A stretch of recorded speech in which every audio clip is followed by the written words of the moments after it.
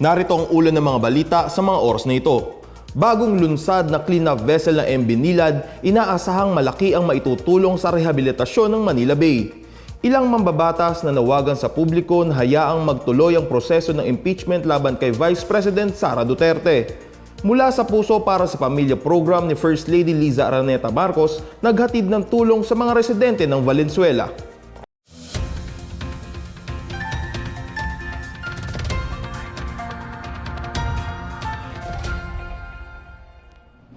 Ako po si John Dalistan para sa PNA Headlines. Kumpiyansa si Pangulong Ferdinand R. Marcos Jr. na malayo ang mararating ng rehabilitasyon ng Manila Bay sa tulong ng bagong cleanup vessel na MV Nilad.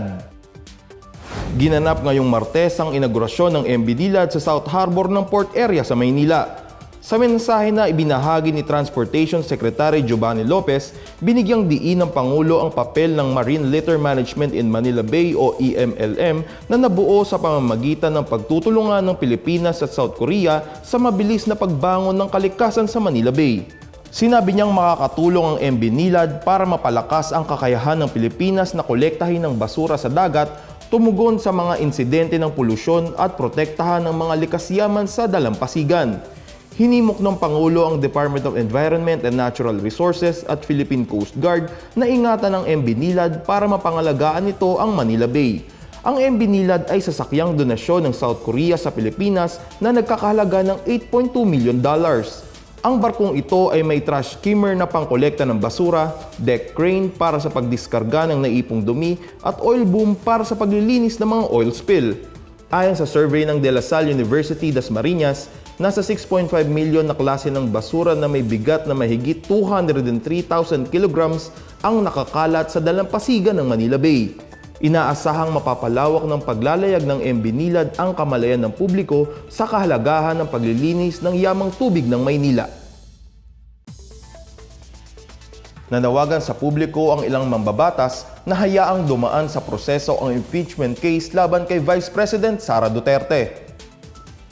Ayon sa House Prosecution Team, nararapat bigyan ng tsansang mapakinggan ng mga Pilipino ang lahat ng ebidensya bago magpasya sa impeachment ng Vice Presidente. Sa paghahanda ng Senate Impeachment Court na simula ng pagdinig, binalaan nila ang publiko na huwag madala sa mga nagpapaligsahang pahayag sa politika. Ayon kay dating Surigao del Norte lawmaker Robert Ace Barbers, hindi dapat magdesisyon ang mga Pilipino batay sa mga slogan, haka-haka o mga balita sa social media, kundi dapat silang magtanong at makinig sa mga tunay na ebidensya. Kung pabor man o tutol ang isang tao sa impeachment ay usapin na aniya ng personal na opinyon. Samantala, hinimok ni Deputy Speaker Jay Kong Ho ng sambales ang publiko na huwag muna magbigay ng hatol sa impeachment case laban kay Duterte hanggat hindi pa naipapakita sa Senate Impeachment Court ang ebidensya mula sa magkabilang panig. Mahigit 2,600 na residente ng Valenzuela ang nakatanggap ng tig 10 kilo ng bigas ngayong Martes sa ilalim ng Mula sa Puso para sa Pamilya program ni First Lady Liza Araneta Marcos. Kabilang sa mga nakatanggap ang mga matatanda, persons with disabilities at mga miyembro ng Federasyon ng mga Samahan para sa Bahay at Kaunlaran sa Valenzuela na pumunta sa 6 na distribution sites sa buong lungsod. Nirepresenta ang First Lady ni League of Municipalities of the Philippines President at San Juan City Mayor Francis Zamora. Nagpasalamat naman si Valenzuela City Mayor Wes Gatchalian sa Pangulo at sa First Lady dahil sa malaking tulong na ipinamahagi sa mga residente ng lungsod. Bukod sa pamamahagi ng bigas, nagkaroon din ng pagkakataon ng mga benepisyaryo na manalo ng mga raffle prizes na donasyon ng First Lady tulad ng rice cooker, 2,500 peso gift checks, flat screen TV at digital boxes.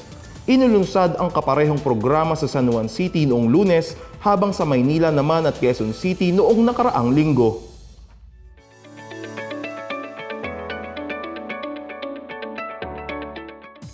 Sa balitang pangkalakalan, umabot sa 16.1% ang itinaas ng total external trade in goods ng Pilipinas noong nakaraang buwan batay sa datos ng Philippine Statistics Authority. Katumbas ito ng $21.23 billion na kita ng bansa kumpara sa 18.28 billion na naitala noong kaparehong buwan ng nakaraang taon.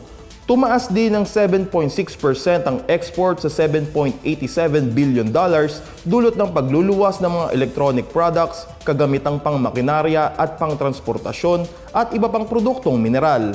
Kabilang sa mga bansang pangunahing pinagdadalhan ng mga produkto ng Pilipinas ay ang Estados Unidos, Hong Kong, Japan, China at Singapore.